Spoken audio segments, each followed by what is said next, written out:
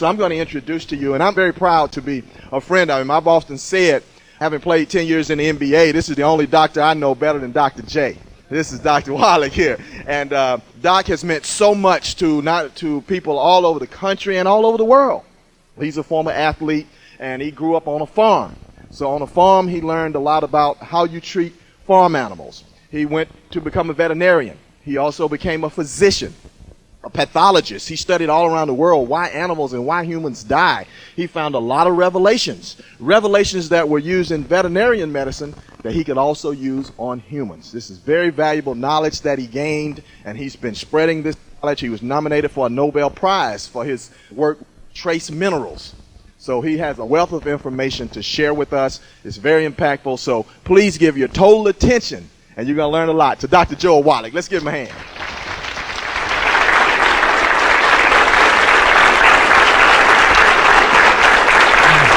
Thank you. Hey, thank you very much. Appreciate all those kind words, and really appreciate Theo being here and telling his story. He's such a wonderful young man. It's kind of like my kid graduating college. I'm so proud of him and his family, and of course Mike and Phil. We've been working together now for 11 years, and appreciate you coming here on a beautiful Saturday morning, and we're going to share some information with you. And you've all heard of that book, Purpose Driven Life. I was fortunate in finding out very early, I think, what my purpose was from God. And my purpose, I think, was to spread health information. So I spent most of my time doing that. And it became very clear very quickly that there's a lot of misinformation being given out by the health professions. And you'll see in this presentation it kind of guided us in the wrong direction. Especially true in the Black and Hispanic communities. And we came up with a thought. We called it the Black Gene Lies. The Black Gene Lies. Would you believe it or not, how many of you have ever heard that African Americans, black people all over the world, have this terrible gene that makes you at a higher risk for high blood pressure and diabetes and cancer and other diseases? Well, I'm here to tell you it's a lie. Okay? Amen. It is a lie. And what I'm going to do in the next hour or so is show you how it is a lie and how we've eliminated these diseases in animals. It's very, very clear. We worked with tens of thousands of black people and Hispanics. I'm from California, and I'm a minority in California. There's 65% of the people in California Hispanic, so I've learned to be a minority too. At any rate, as Mike pointed out very nicely, I think the thing that makes my view different on health is that I'm a veterinarian as well as a physician. And in veterinary medicine, we don't have health insurance for animals like we do people. And if we were to use a human healthcare type of system for livestock, for instance, it'd be sticker shock for you. Your hamburger would cost you $275 a pound just to pay for the healthcare. So we learned a long time ago in the animal industry that we could keep the price of animal products such as meat and milk and dairy and poultry and eggs down where the average American could afford to eat it every day simply by eliminating healthcare costs in animals. Now I'm going to repeat that because it's such a profound statement. It's like the Bible. There's certain things worth repeating, right? We were able to do this by eliminating healthcare costs. And it always seemed odd to me as a veterinarian that we did that in animals. Nobody was transferring that information to people. And I spent about 20 years trying to, through the standard methods, writing scientific articles, writing textbooks, lecturing to doctors in groups this size, continuing education things for them. And I was an abysmal failure. I just failed terribly in getting medical doctors excited about preventing and curing diseases in people with nutrition like we had done in animals. We were so successful in animals, we actually had eliminated 900 different diseases that still plague people. We did this with simple little nutritional formulas, and you've all seen these little alfalfa pellets for mouse pellets and rat pellets and hamster pellets and gerbil pellets and guinea pig pellets and rabbit pellets and canned and dried dog and cat food. We have sheep pellets and horse pellets and pig pellets and calf pellets, and we have dairy pellets, and we have monkey pellets and parrot pellets and chicken pellets and trout pellets and llama pellets, and you get the idea. But the reason why we put the nutrition into the little animal pellets is so that the animal cannot sort through and just eat only the sunflower seeds and the raisins. Every mouthful is going to be biochemically perfect. And the purpose was to maximize production of eggs, maximize the production of meat, maximize the production of milk, maximize fertility, maximize longevity, eliminate diseases, because we didn't have health insurance for these animals. And we were so effective with this little system that we eliminated 900 different diseases that still plague people. Well, I knew this was my mission at that point because I really understood it. And I went back to school, became a physician. 1978, began to use these veterinary nutritional formulas in my human patients. And I'm here to tell you that the concept of preventing and curing diseases in people with nutritional formulas works exactly the same. Now, if you were to today ask your medical doctor or some expert in health, regardless of who they might be, college professors or high school biology teachers, doctors, nurses, they're all going to tell you that there's no evidence to support a claim that you can prevent and cure diseases with vitamins and minerals. And I know you've all heard that on TV, you've heard it on the radio, you've read it. That's absolutely a lie. And I'll give you some examples. Raise your hand if you've ever heard of scurvy. Raise your hand. Sure. And everybody knows you can prevent and cure scurvy with vitamin C, right? How about rickets? Anybody here ever hear of rickets? Yeah, you know you can prevent and cure rickets with vitamin D. What about anemia? Anybody ever hear of anemia? You know you can prevent and cure anemia with iron and copper and folic acid and B12 and many other nutrients. What about goiter? You know you can prevent and cure goiter with iodine and copper and selenium and amino acid tyrosine, many other nutrients. Night blindness you can prevent and cure with vitamin A. And then there's other ones like beriberi. How many have heard of beriberi? If you talk to medical experts, they'll say, well, yeah, that's only in third world countries. People who are very poor. You don't see beriberi in America because we're an industrialized nation. And with beriberi, you only find this in third world countries. Well, that's not true. There's an epidemic of beriberi in America right now, and it shows up as congestive heart failure. And the reason is Americans and humans all over the industrialized world get their thiamine or vitamin B1 from enriched flours. That's how most of us get vitamin B1 or thiamine, is from enriched flours. Now, how many of you have ever heard of a low-carbohydrate diet? Now, when you give up bread and muffins and pastas, guess what you're giving up? Vitamin B1. So a lot of people who get on these low-carbohydrate diets wind up with congestive heart failure and other symptoms of beriberi because they're vitamin B1 deficient, because they're not supplementing when they get on that low-carbohydrate diet. So these are the sort of things we're going to talk about. It gets very exciting for me, so I hope you'll be as excited or half as excited as I am. I'm going to start out with just a front cover of the September 2000 issue of Scientific American. Almost the entire issue is devoted to human aging and 100-year-olds. And there were articles in there written by endocrinologists, geneticists, gerontologists, nurses, dietitians, nutritionists, and they all had their own agendas. So they had a summary at the end of this issue telling you what you were supposed to learn about nutrition and longevity and genetics. And they were editorially scratching their head because they found out when they kind of looked at this seriously, the people who lived to be 100 in a healthful way were mean, feisty, rebellious patients who did not listen to their doctors. And you all have uncles and grandparents and parents who are in their 80s and 90s. They're eating eggs and cooking in lard and all this stuff and smoking the cigarettes and not exercising. They're 98 years old. And you had a cousin who went to medical school and he was jogging and doing everything right and eating salads and tofu, and he died at 52. And so the ones who did everything wrong, used salt, ate red meat, ate their chicken skin, used butter instead of margarine, these guys and gals did okay. And the ones who followed the doctor's instructions didn't make it. Well, you don't need to do a big survey. You just have to understand that doctors are given a lot of misinformation. Now, whether or not everybody in your family died at 35 or not doesn't matter. Everybody in this room has the genetic capability to live to be at least 100. If you believe in the Bible, which I hope you all do, and I believe you all do because you're here this morning, in Genesis it says at least 120, right? And a lot of the Old Testament prophets lived to be 900 years of age. So we know we have the genetics to get there. And the short version of why we all don't live to be 100 is not because we can't. It's because we do too much of the bad stuff and not enough of the good stuff. That's just the way with the physical body as well as it is with the spiritual body, right? Now, how many of you have ever made a dish from a recipe? I don't care if it's just those Pillsbury biscuits. You have to hit the thing on the counter, you know. Sure, we've all made oatmeal cookies and things like that.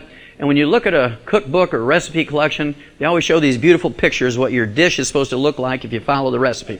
I don't know if mine ever turn out like that, but if you want to make a fruit cake, if you follow these instructions, yours is supposed to look like that. And if you want to make a pork loin roast stuffed with cranberries, it's supposed to look like that if you follow the instructions.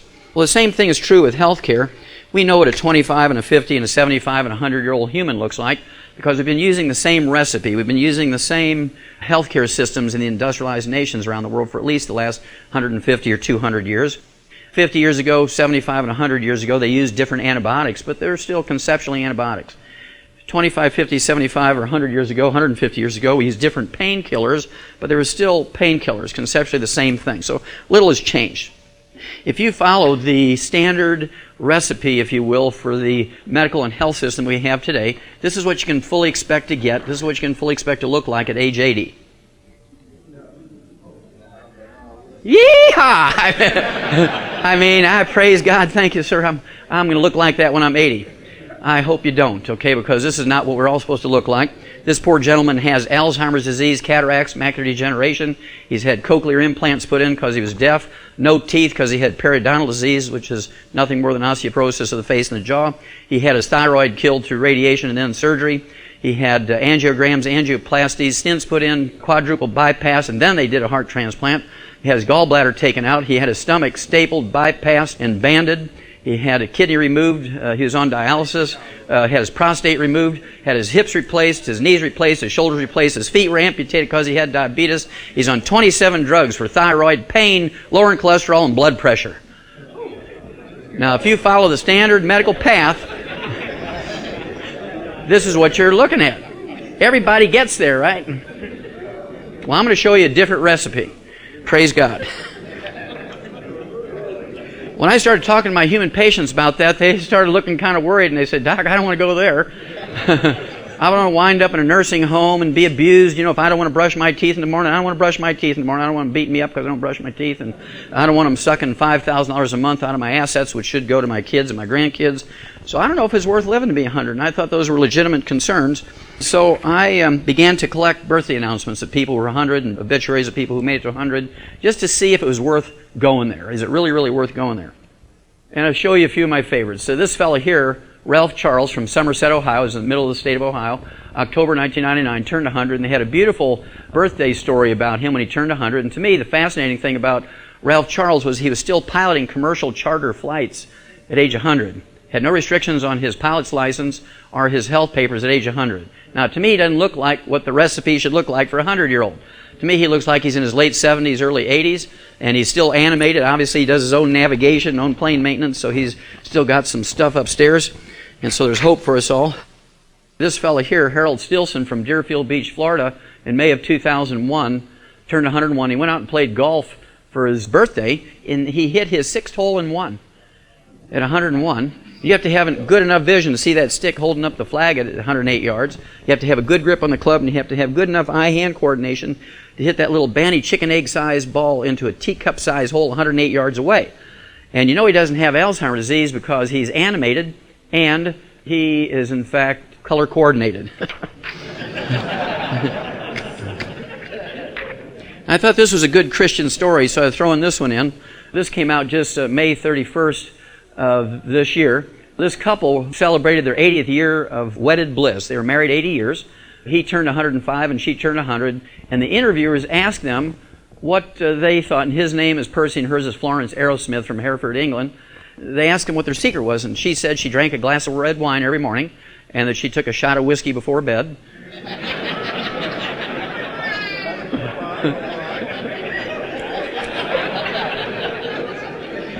And he said his success, 80-year married and being healthy for 105 years, came down to 2 words.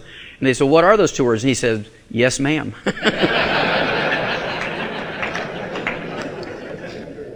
Now here's 2 fellas that made it beyond 100. This is back in March of 1999. Herbert Young, 112 on your left, and Robert Thomas on your right, 103 years of age. And they had won some medals. France's Legion of Honor, which is kind of like their Medal of Honor like we have here in the First World War, and they were invited to go to France and pick up medals and things and drink a little bit of French wine. It looks like they're having a good time. They're from New York City. It doesn't seem to matter what you eat if you do 2 things to live to be beyond 100. There's a common thread, and I'm going to give you the short version now and the long version in a minute.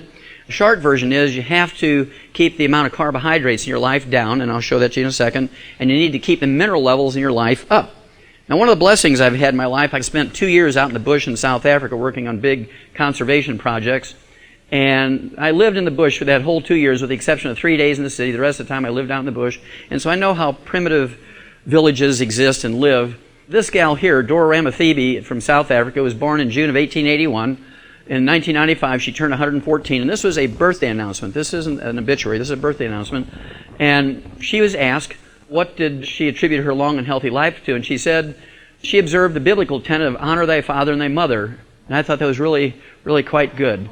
I really appreciated that. Of course, when I grew up, my first chores, we grew up on a little beef farm, and I was so excited when I first started working with the animals, and I'd do what my dad told me, and I'd come up to my dad and say, "Okay, what's my reward?" I did exactly as you told me. He says, "Son, I'll let you live another day."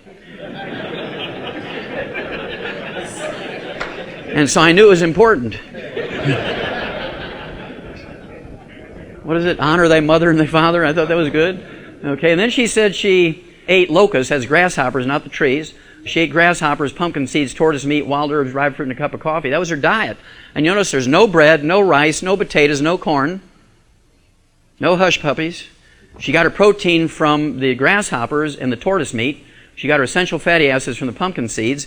She got her folic acid, beta-carotene, which is kind of a pre-vitamin A, and vitamin C from the wild herbs that she ate green before they dried, and then a little bit of phytonutrients and antioxidants from the dried fruit. So she had a low-carbohydrate diet that was rich in phytonutrients. But where did she get her minerals? How did she get those minerals up? Did she supplement? And the answer is yes. I'll tell you more about that in a minute. But in her case, out in the bush in South Africa, just as when I grew up, my first chore when I was 4 years old, before they let me work with the livestock, I had to do something every day. How many of you grew up in a rural situation where you had wood as a fuel for heating or cooking? Anybody yet here? Okay, good. What did you do with the wood ashes every morning that came out of the stove?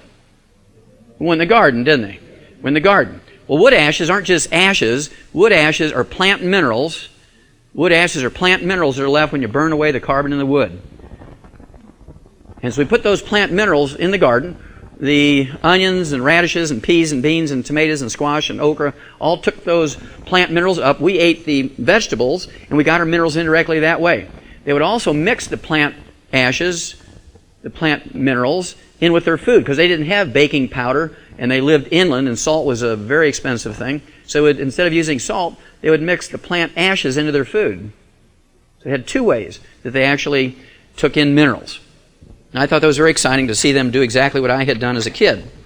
Now this is from the Herald Sun, which is the Sydney, Australia newspaper back in March of 2003. And Sydney, Australia, and Australia is located kind of like where Atlanta is in the United States, in that southeastern quadrant. It says here, a Brazilian believed to be the world's oldest woman has died at the age of 124.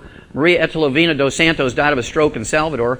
And her birth certificate says she was a descendant of African slaves, and she was born July 15th, 1878. So you know you have the genetics to live well beyond 100, because the Bible tells you so, and people every once in a while do it, right? And so we need to know what it is they're doing. I thought this was kind of important.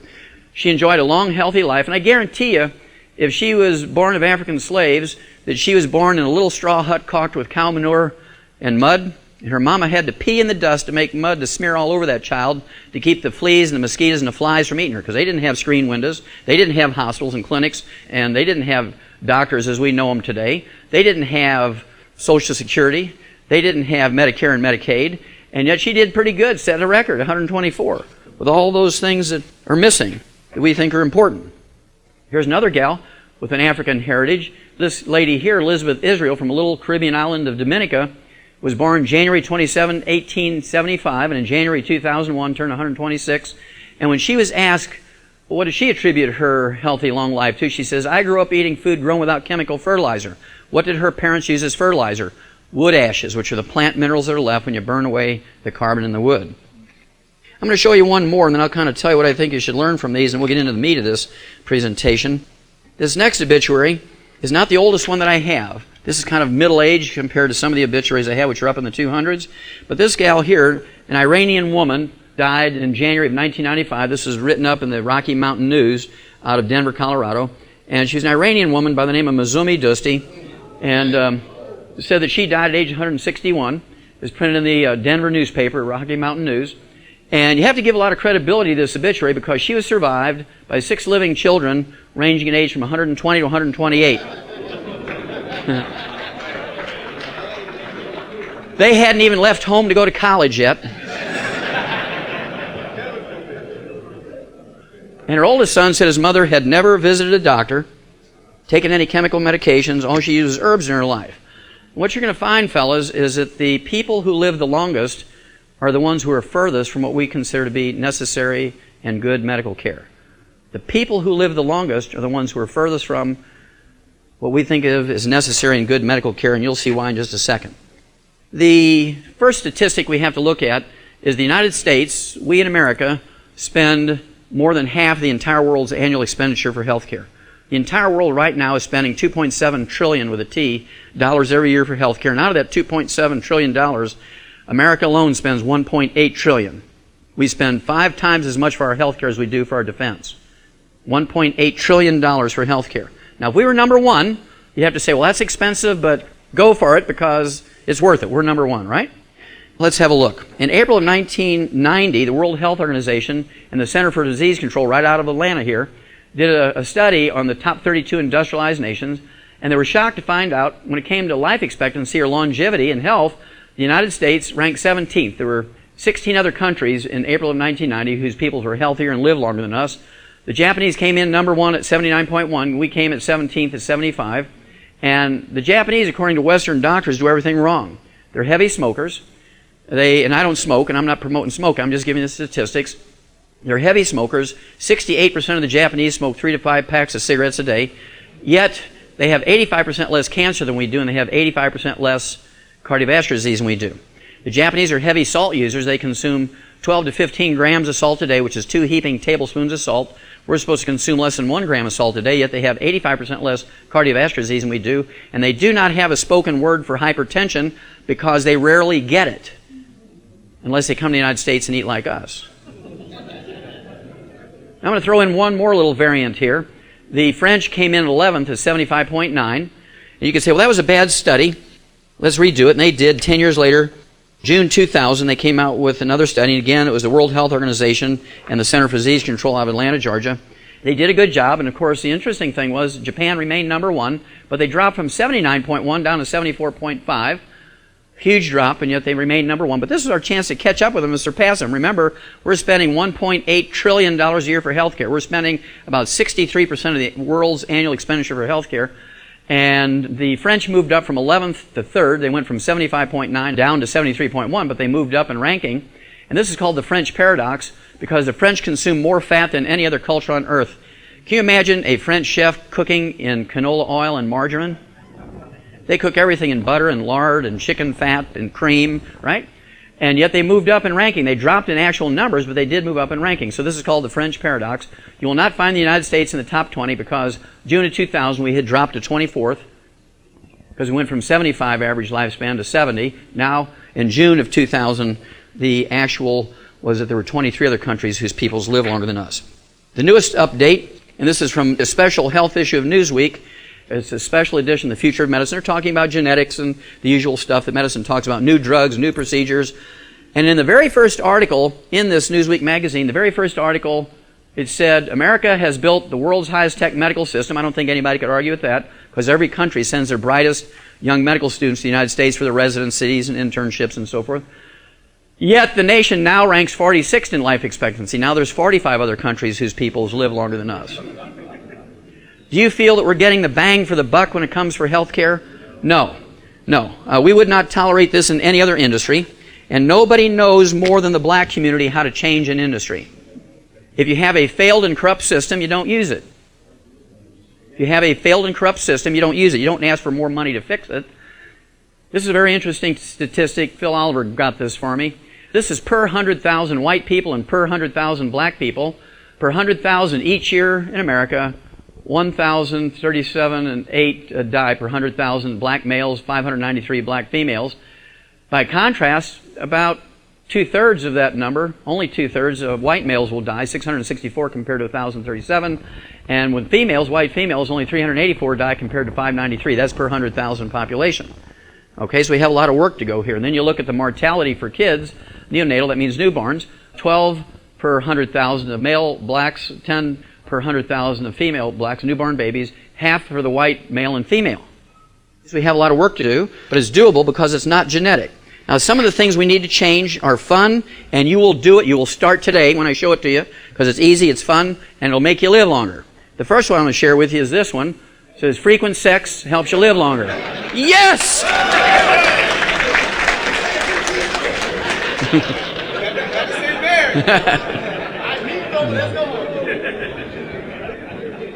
God gave you the equipment to use, right?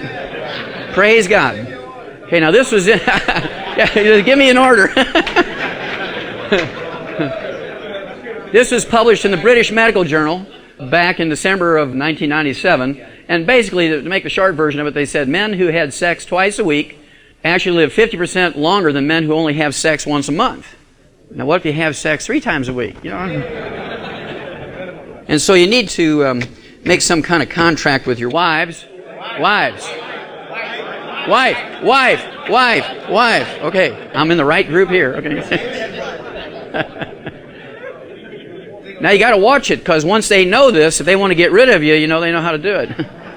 Also, the same year, December 1997, this was a wonderful study. It was done by Harvard Medical School, the Department of Public Health. And what they did was look at the longevity of both men and women. And the reason why it's all these funny little boxes and different shaped boxes, they went county by county. Now, this is one of the more difficult things you're going to have to do to live to be 100 in a healthful way.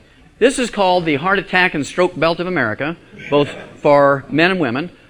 The people who live the longest in America, you'll see them in blue, purple, and dark purple. As the upper Midwest here, you're looking at Wisconsin, Minnesota, North and South Dakota, eastern Montana, northern Iowa, eastern Nebraska, and Kansas. These are the longest lived people in America. The shortest lived people in America live here. Guess where Atlanta is?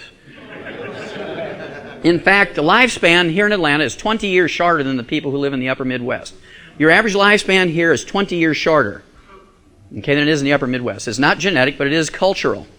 The reason why this is the heart attack and stroke belt and cancer belt of America is not because of genetics, it's because of the way people eat. The difference is people in the upper Midwest come from Scandinavian and German backgrounds, and they stew and roast and boil everything. How do people eat here? Fried chicken. And I talked briefly with Pastor Dollar, and he says, how are you going to get a black man to give up fried chicken? So this is going to be a tough one. But if you do this one thing today, you will add 20 to 50 healthy years to your life. If you take this home and do nothing else but this, you got to give up fried fish and fried chicken. You got to give up fried hush puppies. You got to give up fried potatoes. You got to give up fried okra. You got to give up fried chitlins. Everything fried. You got to give up fried stuff. And if you do that, that alone will add 20 to 50 healthful years to your life. And the reason is fried foods contain free radicals, trans fatty acids, that increase your risk of cancer, heart disease, and Alzheimer's disease 1,000%. Whereas if you boil and stew and roast your food, you don't get those free radicals. And so this is a suicide area if you keep eating fried foods. It just comes down to the bottom line. If we can get our community in the southeastern part of the United States, and if we do that and we kind of spread that amongst our loved ones, we're going to add long, healthful years to their life. Now, how many of you remember a guy by the name of Art Linkletter? Anybody remember Art Linkletter? Okay, good. Some of us are old enough to remember him.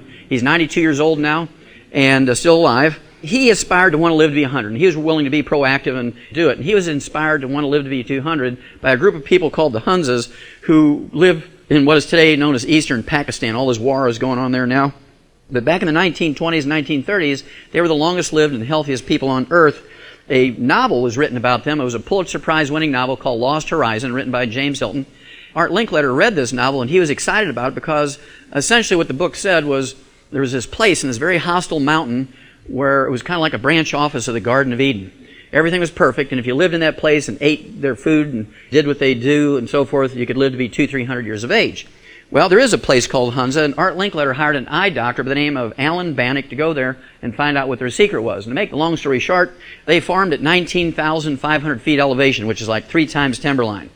They could not grow potatoes, they could not grow corn, they could not grow rice because of the elevation. Very short growing season, only 45 days. So they didn't have the traditional carbohydrate sources that most everybody else has.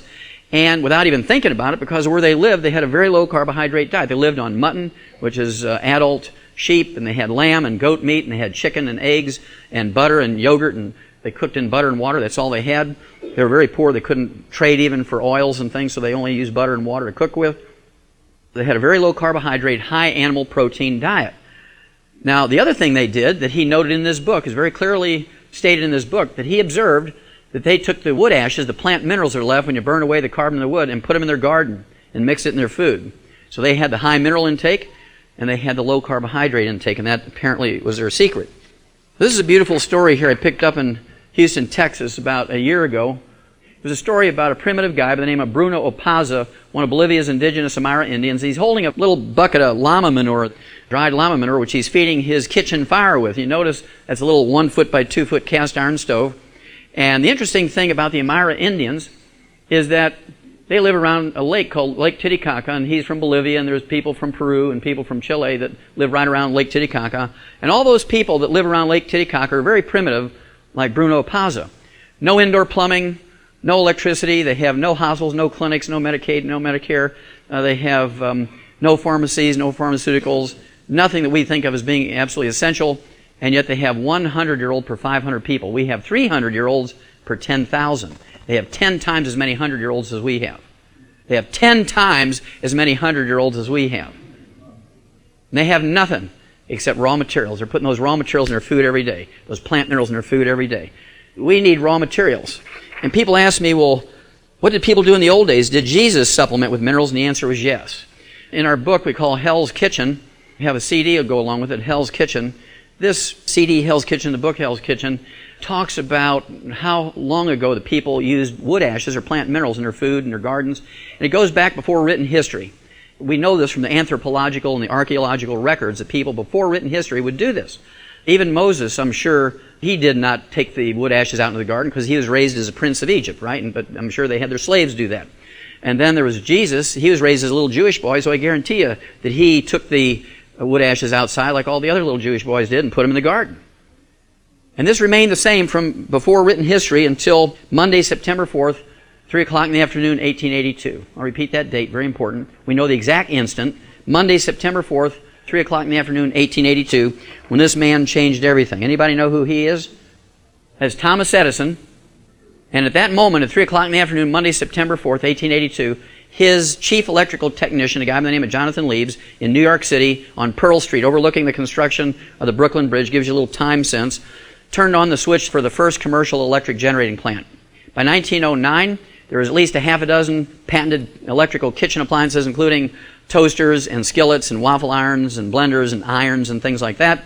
And by 1950, wood as a fuel had been completely replaced with natural gas, propane, electricity, liquid paraffin, kerosene, heating oils. How many wood ashes are left over when you use those fuels? I'll give you a hint. It's a numeral that looks like this and begins with a zero. Zero. Okay? And so nobody sat down. There were no Senate investigation. What's going to be the impact on our health when we stop using wood as a fuel? Nobody asked that question. They were just glad to get rid of that chore. They sold all these other stoves and appliances by saying you didn't have to wake up 2 hours early to build the fire and get the fire right for bacon biscuits for breakfast. So most of the diseases we're going to talk about fall into mineral deficiency diseases as a result of that one invention, electricity. We're not going to be able to talk our wives into going back to wood stoves. They'll chase you out of the house with a broom, right? But we do have to make up the difference. We have to consciously supplement, otherwise we're going to break down. We need 90 essential nutrients. They're called essential nutrients, gentlemen, because we cannot manufacture them. We must consume them every day, either as food or as supplements. Number two, if they're missing for any length of time, days, weeks, months, or years, you get some horrible collection of degenerative diseases, many of which are disabling, many of which are life-threatening. We need 60 minerals every day, not once a year, but every day. We need 16 vitamins every day, 12 essential amino acids every day, 3 essential fatty acids every day. And fortunately for us, our food plants, our grains, vegetables, fruits, and nuts can take carbon dioxide out of the air, use the sun's energy in a process known as photosynthesis to manufacture long carbon chains. And the plant will take these carbon chains and configure them into starch, which is potatoes and grains. It'll configure them into sugar, which is fruit and sugar cane, vitamins, amino acids, and fatty acids. And it is possible with the grace of God and a lot of effort on our part to get all the vitamins, amino acids, and fatty acids we need by eating right and selecting the right food and preparing it right and storing it right. But most people don't take the 3 hours a day that would require. Everybody runs in, buys a box of this, throws it in the stove, cooks it and eats it, and we're all eating out of boxes and things. And even if we're eating fresh foods, it's very difficult, as you'll see in a minute, to get everything we need. Now the problem is, plants can in fact make vitamins, amino acids, fatty acids, but plants cannot manufacture minerals. You notice that 2/3 of the essential nutrients are minerals. We need 60 minerals to be happy. A plant only needs 9. I have a degree in agriculture, so I can assure you that plants only need 9 to be fertile and happy and do their thing. But if a farmer were to put in 9 minerals in every crop, it'd cost you $35 an ear for an ear of corn. And so he's not going to do it. He couldn't sell any. And so they learned 150 years ago that they could put in 3 elements into the soil, NPK, nitrogen, phosphorus, potassium, a very cheap, very simple fertilizer. You see these 3-letter designations on garden fertilizers and lawn fertilizers, NPK, and different configurations depending on the plant. It will give them the maximum yields in terms of tons and bushels per acre. So that's what they use, NPK. And that's why they use these little alfalfa pellets with all the vitamins and minerals in it to give their animals. Because they know, the farmers know, and the veterinarians know, that you can't get everything you need from your food. Even in the same field on the farmer's property, you cannot get everything you need because row number 1 might have 16 minerals in it, row number 5 might have 0, row number 10 might have 3, row number 15 might have 6, row number 20 might have 0, and so it's to throw the dice when you wake up in the morning and you eat some whole grain pancakes or 11 grain bread made into toast, or you have your whole grain cereals. It's to throw the dice in which row in the field that grain grew in. And are you going to bet your life every morning when you wake up? I mean, would you play the game that if you threw dice and you got a 7 in any combination, 2 and a 5, 4 and a 3, 1 and a 6, any combination you get a 7, you'd get to live another day. But if you got any other number, you would die, and I got your clothes and your shoes and your car and everything. How many of you would voluntarily play that game? Nobody. You'd have to be insane to play that game.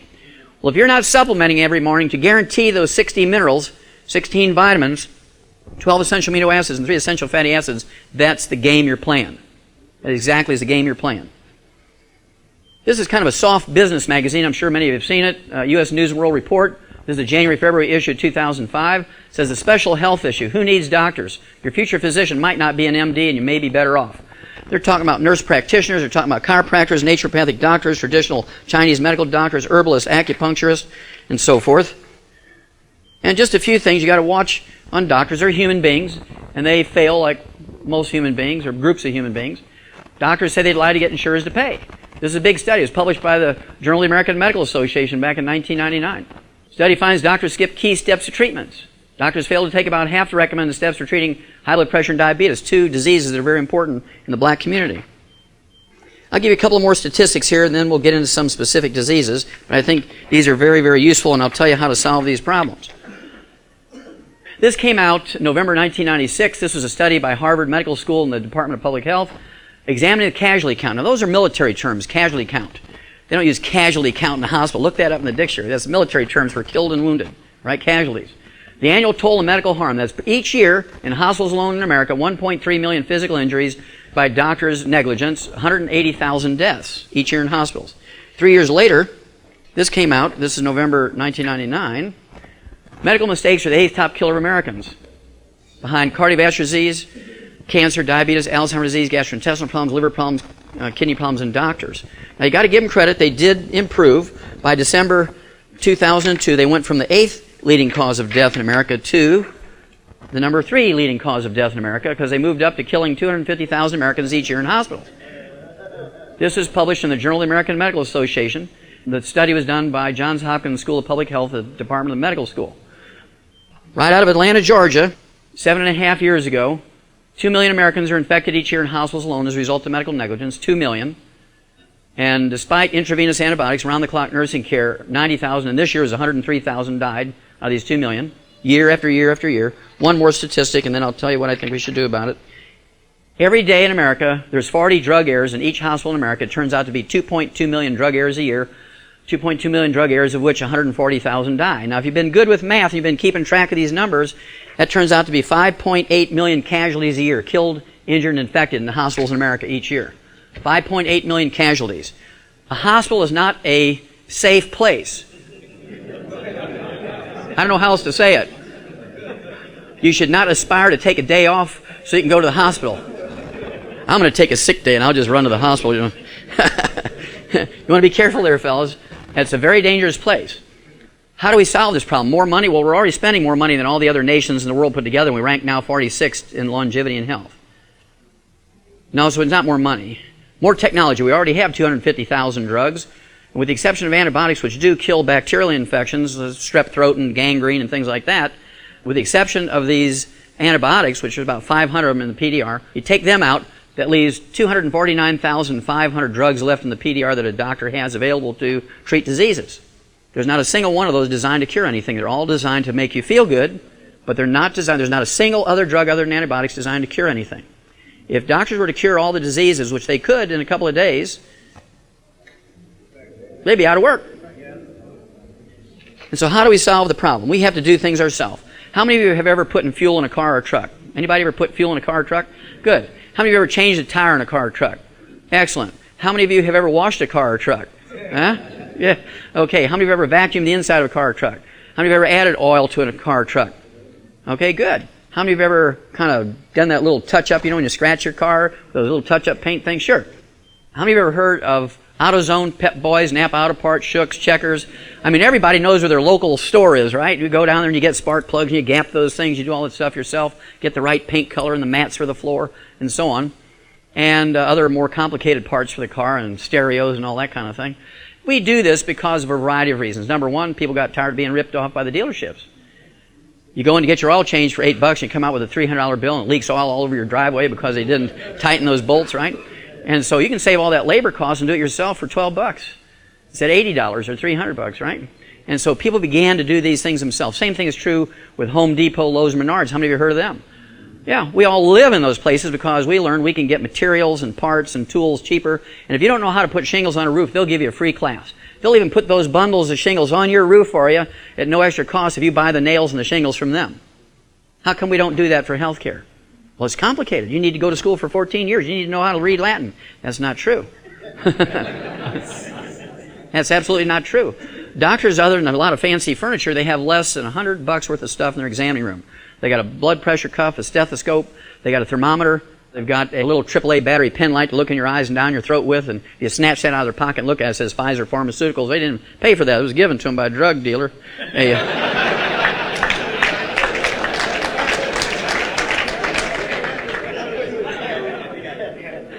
So you can get all those things from the pharmacy without a prescription, and you'll notice that it costs you about $65 for all that stuff total together.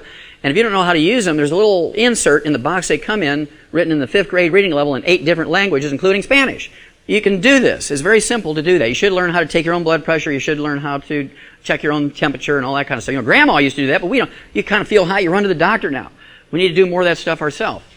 With the exception of radiology, with the exception of things like CAT scans and MRIs and X-rays and ultrasounds, you can get any test from the pharmacy without a prescription that a doctor would send you to a hospital for. I know it shocks most people. For about $1.50 a test strip, and they come 10 in a bottle, it's $15 a bottle. You can get these test strips that you just pee on, and you can tell if you have sugar in your urine, you can tell if you have blood in your urine, if you have protein in your urine, or if you have infection in your kidneys or your bladder. For $1.50, it saves you $18.50 on the co-payment, plus it saves you the gas money, the parking, and getting all dressed up, and your extra shaving lotion, all that kind of stuff. It saves all that stuff. So you save about $40 by doing that yourself. You also get a test strip to find out what your blood sugar is. You're empowered to test your own blood sugar when you have diabetes. You can test what your blood cholesterol is yourself. You get what's called an occult blood test. It's blood in your bowel movement. You can't see with the naked eye, but this is an early warning signal of colon cancer, maybe ulcerative colitis, gastric ulcers, blood-sucking parasites, all those kind of things. For a couple of bucks, $2, $3, you can get those test strips, and you can do that yourself. You don't have to go in once a year to get a 3-foot galvanized pipe put up your rump for them to look in there, right? You don't have to do that. You can do that little test yourself for $3 in the privacy of your home, a little brown bag. Nobody needs to know you're doing it. And then there's all these tests to see if women are premenopausal, postmenopausal, menopausal. There's tests to see if they're pregnant. $7.95. EPT test in any drugstore. Why do they have to go in 2 visits and all these tests and physical exams for $500 by an OBGYN to find out if they're pregnant? You can do it in your own home in 30 seconds for $7.95. What about dental work? I love this one. Usually when your filling is going to fall out or your crown is going to come off, it's right in the middle of the day on Christmas or Easter or Thanksgiving, right? And New Year, something like that. And so you call the dentist, and it's $1,300 for a temporary. Then 2 weeks later, you got to go back in and get the permanent one put in for another $1,300. You can go to a pharmacy or even a grocery store where they sell dental floss. And right next to the dental floss is a little bubble wrap package of a temporary filling. It costs you $5, has all the instructions, all the little tools and disinfectants and things you need to put them in, and they will last 10 years. Now, even if it only falls out every 10 years, you can afford that, right? And keep doing it yourself. Do you need stitches every time you cut yourself? And the answer is no. It's not shooting blood all over the place. If you can take a towel or washcloth and you can stop it bleeding just kind of a half a pound of pressure, you can wash that thing out with a disinfectant and put some colloidal silver in there, antibacterial soap. You can use steri strips and butterfly bandages. You're going to save hours and hours and hours sitting in the emergency room, being abused in the emergency room, people coughing all over you and all that kind of stuff. And so the more of this kind of thing we do ourselves and avoid a failed and corrupt system when you can, guess what? Price is going to come down. That's called the free market system. because they want to attract you back in. How many of you are buying your own home? How many of you are buying your own home? Great. Great asset. One of the best things you can do is somehow get to buy your own home. And here's why. Most people, when they buy health insurance for a family of 5, it costs you $300, $500, $800 a month, depending on if anybody's been sick in the family. Let's just say, for round figures, $500 a month for health insurance, $50 deductible, $100 deductible. If you get a $2,000 line of credit or a $5,000 line of credit on your home, stick that certificate in your lockbox and don't buy a snowmobile with it. Don't do anything with it. Just put it in there. There's no interest on it. You'll have it as long as you own your house. You don't have to make payments. When you do make payments, it's stuck back in the mortgage so that you're going to take 30 years to pay that $5,000 off, right? So you're looking at $20 a month, very, very low. Then you go to your health insurance guy and you say, I want a $5,000 deductible health insurance policy. You know how much your monthly premium is going to be? Your monthly premium is going to be $100 at $5,000 deductible. You can use that extra $400 or $500 every month for your family. Instead of being insurance poor. How many of you heard the term insurance poor? Okay, it was worth your coming here today if you're buying your own home to get those lines of credit, get your insurance premiums down so you can invest it in your family instead of the insurance company. Anybody know who this fella is? Einstein. Well, he died at age 76 of something a turkey wouldn't even die from, even though he won the Nobel Prize in Physics in 1921. He died of a ruptured aortic aneurysm, which is caused by a copper deficiency, and one of the early signs of a copper deficiency is white hair. Another early sign of copper deficiency is a breakdown of the elastic fibers of your body. You can see all these wrinkles in the skin. He's got the elastic fibers in the skin broken down. You can get spider veins, varicose veins, hemorrhoids.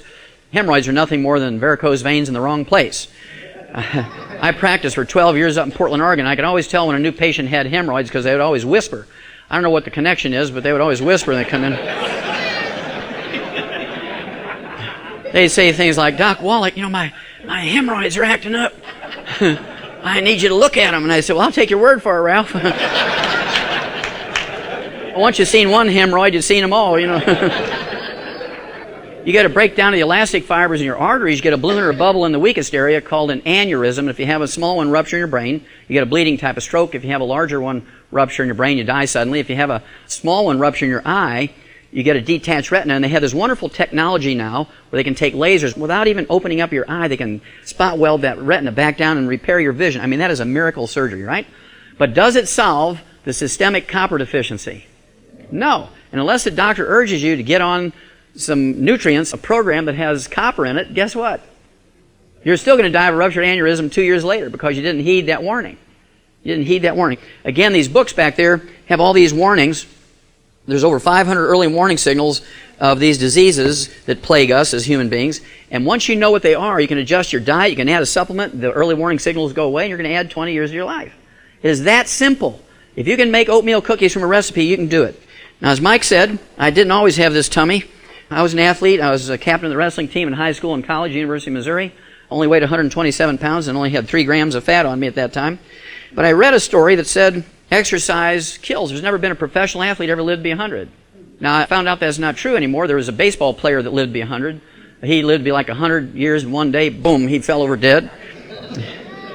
But there's never been a football player, there's never been a basketball player, there's never been a hockey player, there's never been a runner, there's never been a swimmer who's lived to be 100. And the reason is, exercise without supplementation is suicide. When you're sweating from exercise or physical labor, you're not just sweating out water, you're sweating out a soup that contains all your essential nutrients. If you're just drinking soft drinks and water, or worse yet, Gatorade, you're not going to do very well. And I'll show why in a second. The guy who invented the power bars, Brian Maxwell, 51, a multi-millionaire, died at age 51 of a heart attack, won 14 marathons in the World Games and Olympics. Very well-known long-distance runner, died of a heart attack. Beautiful young girl, Ronelda Pierce, 19 years old, the pride of Florida State University, girls basketball, 19 years old. She was going to be the WNBA's new superstar. She was going to be the Michael Jordan of basketball for women, and she died at age 19 of a ruptured aneurysm, a copper deficiency. There's never been a Nobel Prize winner lived to be 100. There's never been a professional athlete except a baseball player lived to be 100. Reggie Lewis, captain of the Boston Celtics, had a heart attack, a cardiomyopathy heart attack, a selenium deficiency at age 27. Well, the dream team of cardiology was trying to figure out what to do with him to get him back on the floor. Could they do a heart transplant and still play basketball? He died of a second cardiomyopathy heart attack because nobody gave him 10 cents worth of selenium. But justice has a way of coming around. God is very good about that in His own way, in His own time. A year and a half later, the chief, the captain of the dream team of cardiology, one Dr. W. Thomas Ness, had died of the same thing at age 48. Now, if he was my cardiologist and he died of a heart attack at age 48, would you keep doing what he was telling you to do? Now, if he said salt was no good, man, I'd take the top off the... If he says that exercise was good for you, I'd just lay there, man. I wouldn't even blink. Nothing, even looking. This young fella here, Corey Stringer, from the Minnesota Vikings. He was a great offensive lineman, a tackle, and he died at age 27 of heat stroke. Here's a multi-million-dollar athlete dying of a heat stroke. Ignorant people who can't even read, living out in the deserts of Africa, they never die of a heat stroke. It's 120 degrees out there. He has all these team doctors and all the trainers, and he dies of a heat stroke. The reason is, when he collapsed, I'm sure his internal temperature is 105, 106 or more. They called the ambulance. 10 minutes later, they come rolling up, and then they put him in there. They wheel him to the hospital, and he was dead by the time he got there. Well, what they should have done was taken the garden hose that they're filling that Gatorade bucket with and wash that guy down. Take his clothes off, give him an enema with that cold water, get his core temperature down, and he'd have lived. He would have lived. If as soon as he collapsed, if they would have put that cold water all over him and given him a cold water enema right there, he'd have lived. But everybody's so dependent on those doctors that they don't even do the simplest of things to save their buddies. And that's where we have to change that. Amen. Okay. Amen. I like that kid. This gal here, an Olympic legend, Wilma Rudolph, triple gold medalist, died of brain cancer at age 54. That's caused by a deficiency of a trace mineral. If you just supplement with that trace mineral, the odds of you getting a brain cancer is almost zero. But if you're sweating and you're just drinking pop of some kind or another, or water, how much of that you're going to get? Zero. Okay, y'all recognize this fella. Walter Payton died at age 45 waiting for a liver transplant. If they had just given him some selenium, he'd still be alive today. But he's waiting for that liver transplant. That's right, he died of a selenium deficiency. A certain type of liver cirrhosis is caused by a selenium deficiency. Do football players sweat? Yes. Is there any selenium in Gatorade? No. I want to talk about high blood pressure. How many ever heard that black people get high blood pressure? Yes, yeah, that's right. And we know it's a black gene because doctors tell us so, right? The stealth killer. America's high blood pressure crisis is spinning out of control. Now, dogs and cats and parakeets and horses and cows and pigs and every animal you can think of get high blood pressure. They can get it. They don't get it because in those little pellets we give them, we put the minerals in there so they don't get high blood pressure because we don't have insurance to pay for calcium channel blockers and beta blockers. Whether you believe it or not, how many of you have ever heard that salt has something directly or indirectly to do with high blood pressure? Yeah, if you don't raise your hand, you're asleep already, because I know you heard that. What's the first thing a good farmer puts out for his livestock? Salt block, salt lick. There's nobody out in the pasture telling that cow she's limited to 1 lick a day, is there? I refuse to believe that my human patients are dumber than a cow. A little more than 8 years ago, this came out. It was presented at the annual meeting of the American Heart Association in Portland, Oregon. Doctors lack proof that too much salt is unhealthful. After years of telling healthy people that too much salt isn't good for them, researchers still don't have solid evidence to back up that claim. Same study, just a little more detail. The study found that people who limited their salt intake to 1,000 milligrams or 1 gram a day, which is what doctors want you to do, had 6 times more heart attacks, had 600% more heart attacks than those who defied their doctors and ate double that amount. Remember, September 2000, Scientific American, the people who defied their doctors and did their own thing live longer than the ones who did what the doctor said.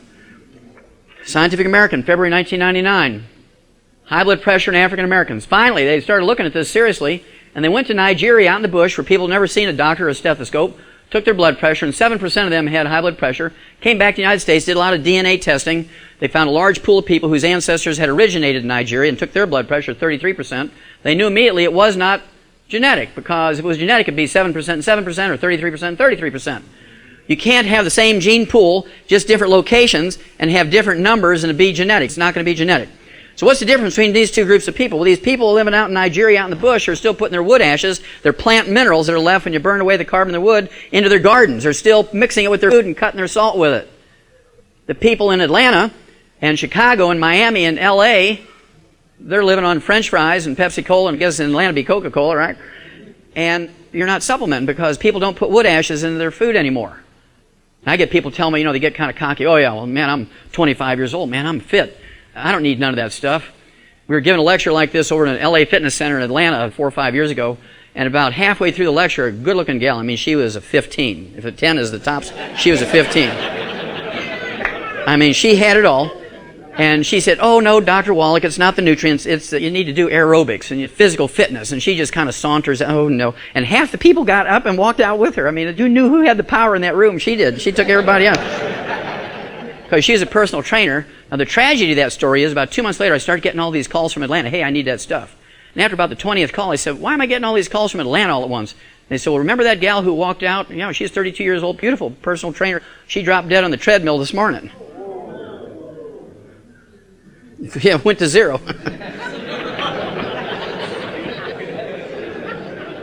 Okay, January 2005, British Medical Journal, high blood pressure in blacks not genetic, finally. Yes, thank you, Lord. High blood pressure in blacks is not genetic. High blood pressure in whites is not genetic. High blood pressure in humans is not genetic. High blood pressure is not genetic. We can eliminate high blood pressure in the black community in America in 90 days if everybody will do exactly what I tell you. We can eliminate high blood pressure in the black community in 90 days. It's that simple. And it's so simple it's scary.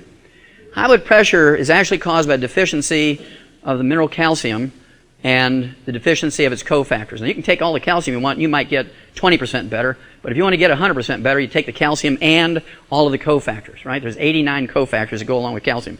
You need vitamin C, you need vitamin A, you need boron, you need vitamin D3, you need magnesium and manganese and so on. You need all these nutrients if you want the calcium to work right.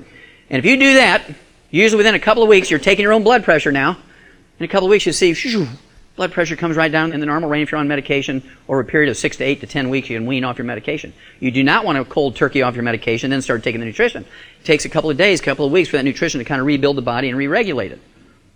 But we can eliminate high blood pressure in the black community in America in 90 days if everybody would just do that little system. It's a little nutritional program. How many of you have ever heard, whether you believe it or not, that cholesterol, either directly or indirectly, has something to do with cardiovascular disease, coronary artery disease? Sure, everybody knows that because doctors say so. We've known for 50 years that cholesterol has nothing to do with cardiovascular disease or coronary artery disease. Elevated cholesterol and triglycerides do not cause any diseases. They do not cause a single disease. If you can find me any disease that's caused by elevated blood cholesterol or triglycerides, I'll give you $1 million in small bills, tax-free, in any offshore account you want. So I'm very, very confident there's not a single disease that is caused by elevated blood cholesterol and triglycerides. So just lowering that with a drug that causes blindness and liver cirrhosis doesn't make sense when you know that, because you're still going to die of cardiovascular disease if that's all you're doing. What that indicates is you might be deficient in niacin or vitamin B3. You might be deficient in chromium, vanadium, 2 trace minerals. We need them for managing our blood sugar. We need it for managing our blood fats. You can be deficient in the omega-3 essential fatty acids. In fact, American Longevity, our company, we sued the FDA so we could put this information on the labels of our essential fatty acid bottles and in our catalogs, because we've known this for 50 years. There's literally millions of studies that have been done on essential fatty acids and how to prevent stroke and heart attacks, and the FDA wouldn't let people put it on the labels of their bottles, their nutrient supplements. So we had to sue them to get it. So we're very, very proud that we did it. Nobody else would join us. They're afraid of them, you know, so we just went after them by ourselves. So if it's not cholesterol and triglycerides that cause coronary artery disease, what is it? What causes coronary artery disease and arteriosclerosis and heart disease? How many of you have ever heard of free radicals? Raise your hand. Good. How many of you have ever heard of trans fatty acids? Raise your hand. Well, trans fatty acids are free radicals that come from things like vegetable oils, margarines. Margarine is perhaps the worst type of fat, not only for the heart, but the body. It increases your risk of cardiovascular disease. It increases your risk of coronary artery disease, Alzheimer's disease, macular degeneration, cataracts, cancer. Who told us to give up animal fats that our 98-year-old grandparents used, such as butter and lard and chicken skin and all that kind of stuff? Who told us to give all that up? Medical doctors, right? They told us to give that up and go to margarine. Well, it turns out that margarine is the cause of increased rate of cardiovascular disease and coronary artery disease.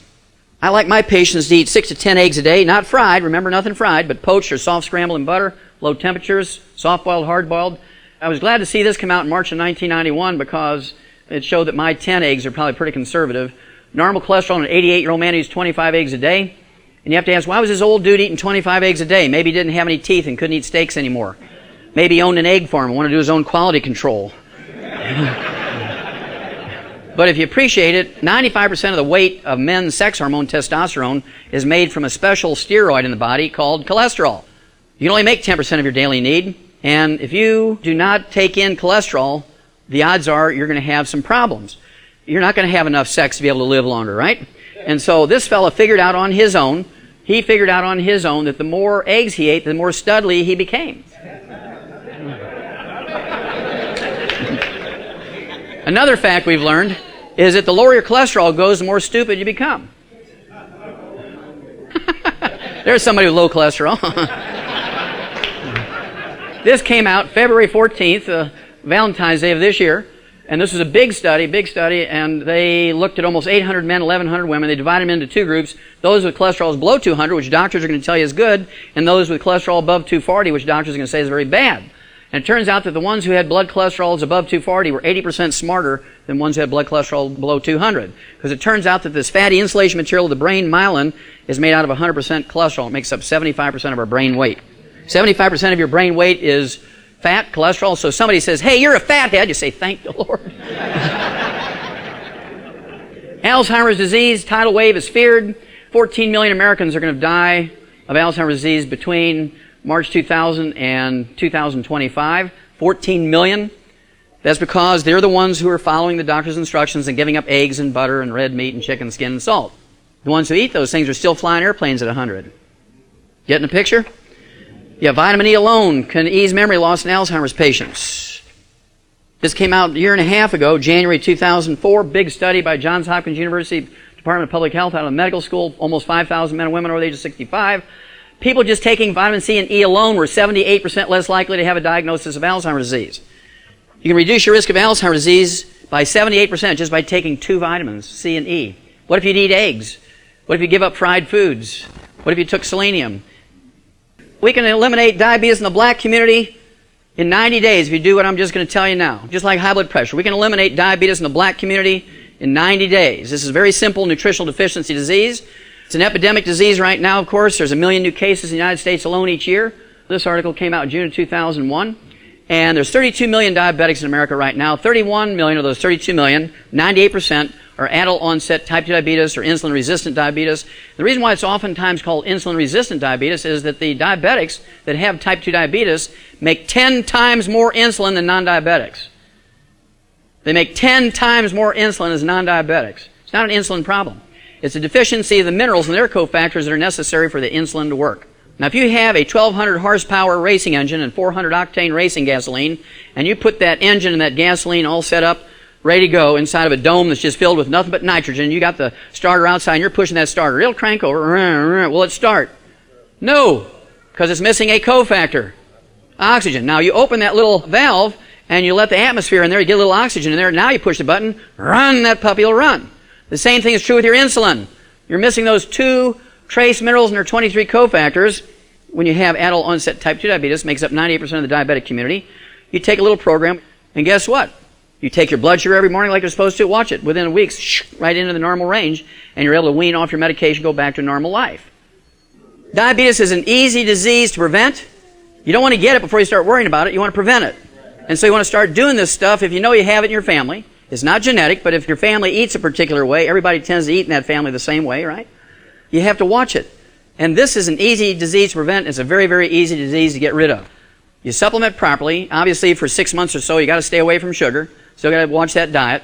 But as that sugar comes down, your blood sugar comes down in the normal range, you're able to wean off your medication because you are empowered to do that when you're diabetic. They teach you when your blood sugar goes up, you need more medication. Blood sugar goes down, you need less medication. They teach you how to do that. So you just follow what you're instructed to do.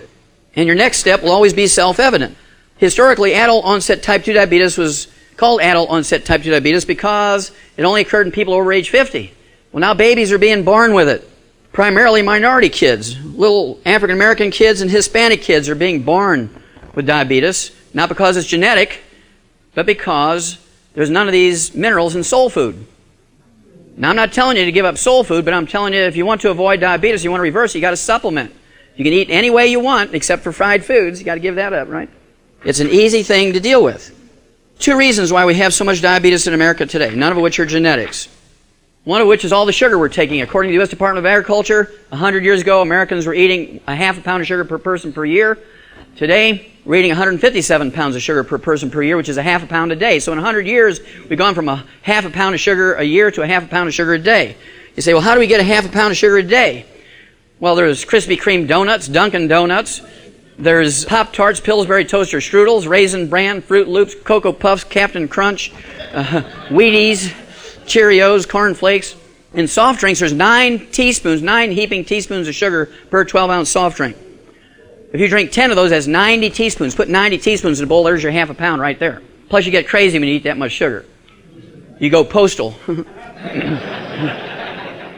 Well, this was 91,000 nurses over an 8-year study, Harvard Nurses Health Study. Very recently, again, this was June 2004. And they said if they drank one sugar-sweetened soda, like a classic Coke or Pepsi Cola, Mountain Dew, Sprite, 7-Up, whatever, they're 85% more likely to develop type 2 diabetes than those who drank less or maybe none, water or tea, something. But if you drink 2 of them a day, you're going to get it.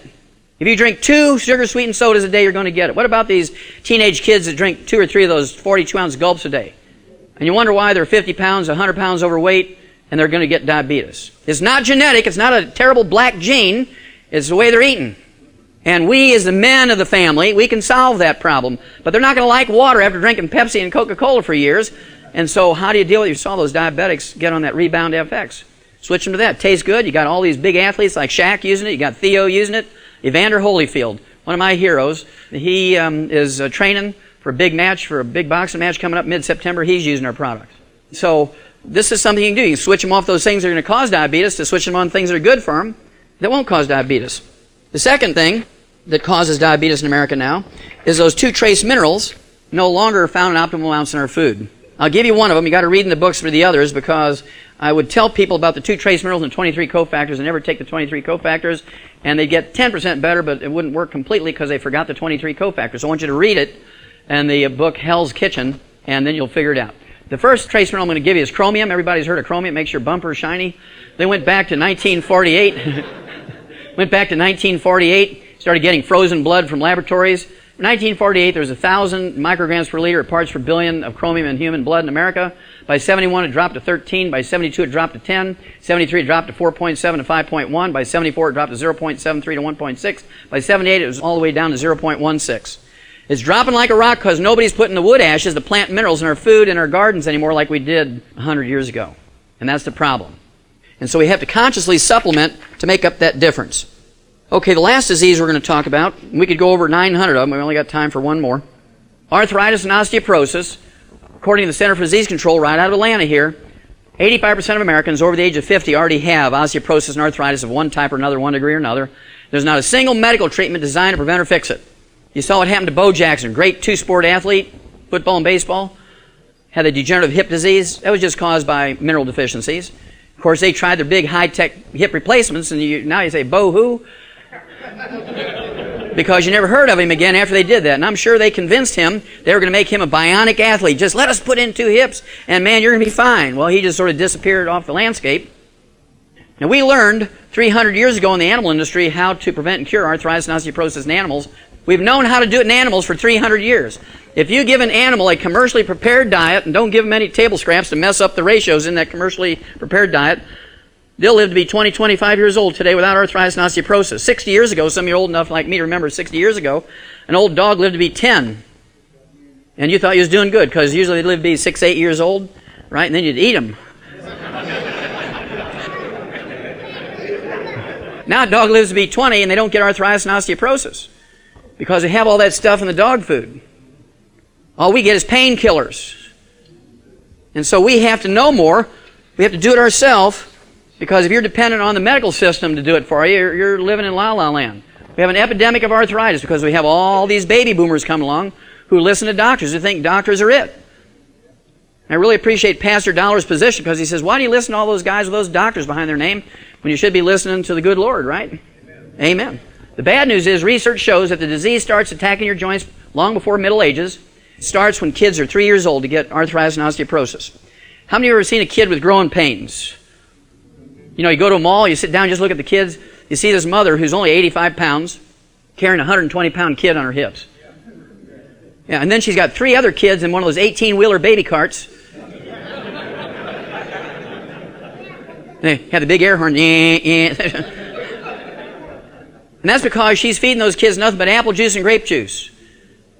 They think they're doing good because I'm not giving my kids pop. Well, how much calcium is in grape juice and apple juice? 0! Plus, you're going to make your kids crazy and poor in school when they get 3 12-ounce cans of Mott's apple juice a day or 3 12-ounce cans of Welch's grape juice a day. The human being isn't meant to eat that way. Now, people say, well, yeah, I don't want to use that nutrition. My doctor's going to give me a FDA-approved drug like Vioxx. $27 billion worth of lawsuits against the producer, Merck, because in the 4 years that it was on the market, Vioxx caused 139,000 heart attacks. Depending on whose data you looked at, 55,000 to 85,000 of those people died from Vioxx, and the FDA never took it off the market. Merck took it off the market because they were getting sued so much they couldn't afford to leave it on the market anymore. The FDA never took it off the market. How many of you have ever heard of arthroscopic surgery? Oh, there's a guy who's had a couple of them. Arthroscopic surgery for arthritis of the knee is worthless. It's a worthless procedure. When you have arthritis, do you think you just have arthritis in your left knee which really hurts bad? It's all over your body. And if you'd go in there and scrape that thing around with arthroscopic surgery, does it fix your systemic arthritis and osteoporosis? No. He's eventually going to do his thing, which is to remove it and put a prosthesis or a plastic or metal one in there. In 90 days, you can rebuild your hips and shoulders and fingers and toes and ankles. You can rebuild them in 90 days, just like Theo did. I just love Theo in his story because he gives hope to everybody. He was told that you're done, your career is over. All the best orthopedic surgeons in the world cannot fix you. And in 90 days, just with some simple little nutritional programs, we built him back together. Now he's one of the top athletes in the NBA, top athletes in the world. But he was smart enough to do it. All other athletes said, no, Bo Jackson, I'm going to get that bionic double hip thing. Yeah, my orthopedic surgeon's the same one that did Elizabeth Taylor's 17 hip operations. Well, if they were so good, why did he have to do the other 16, right? Well, the reason why these doctors continue to do this, even though it's a worthless procedure, and this was published in the New England Journal of Medicine back in July of 2003, is because the 5,000 American doctors who specialize in that procedure, their income for 2001 was $1.5 billion for that one procedure. Are they going to give that up just because it's worthless? No. You have to be tough. When they come to you and say, Roy, you got bone-to-bone arthritis in your knee, and I could go for the big one and give you joint replacement surgery, but we got this new thing called arthroscopic surgery, and I can clean that thing up, and it'll last you an additional 6 months. When you have a failed and corrupt system, you have to stop using them. Osteoporosis strikes both men and women equally. We've known that for 100 years. Osteoporosis only became a postmenopausal woman's problem in 1958 when the pharmaceutical industry invented estrogen. That's a true story. We've known for 100 years that osteoporosis and arthritis occur equally in both men and women. The reason why doctors don't focus on men is because they can talk women into a big lie that estrogen will reduce their risk of osteoporosis, actually reverse osteoporosis, neither statement which is true. But it does get rid of hot flashes, which make them happy. Now, the results turn the tables on the belief that women are the prime victims of the condition. Now, this has been known in modern times since November 2001. They say this information will help professionals deal with unexplained bone fractures in men and the way education about the condition is handled. Now, how many of you gentlemen since November of 2001 have received a phone call, an email, a postcard, or some kind of direct communication from your medical doctor saying, look, we've just learned that osteoporosis occurs equally in both men and women. I expect you to come in here immediately for a bone density test so we can get ahead of this thing. How many of you men have received that communication in any way, shape, or form from your medical doctor? This was published in every medical journal in the land, in the world. If they say they haven't seen it, then I wouldn't go back to them because they're supposed to be reading this stuff, right? I'm 65 years old. I'm telling you, there's nothing wrong with any of my joints. Amen. Thank you, Lord. Nobody's going to steal an airplane with me on it.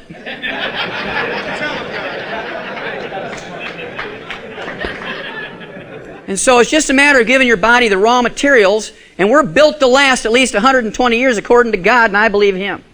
Amen. Thank you for listening to this presentation, and remember to contact the person that sent this to you. For more presentations and books that go into greater detail, go to docwallachmedia.com. And be well. Make sure to check out our food YouTube channel called Notus Foods. This is 100% Dr. Wallach approved And the chef that is preparing the food here and teaching you how to follow Dr. Wallach's food guidelines and Dr. Glidden's food guidelines. He's an industry professional, over 22 years experience and a college diploma to back it up. And we do have experienced cooks and bakers as well, working on content for the YouTube channel Notus Foods and the Instagram channel Notus Foods. It's 100% gluten-free, oil-free, all the stuff about burning fats and all of the rules that you would need to know or follow. We're here to teach it to you here, as well as give you tons of ideas for recipes, individual dishes, and meals. Of course, in the near future, we do have a cookbook coming out. Stay tuned for it. And definitely check out my newest book, Fake Diseases. It covers all of the major topics that come up, like birth defects, blood sugar problems, bone and joint problems, cancer, autoimmune problems, and more. And it's on Amazon for just $9.99. And the audiobook read-along version is free here on YouTube, and the link for that is in the description of this video.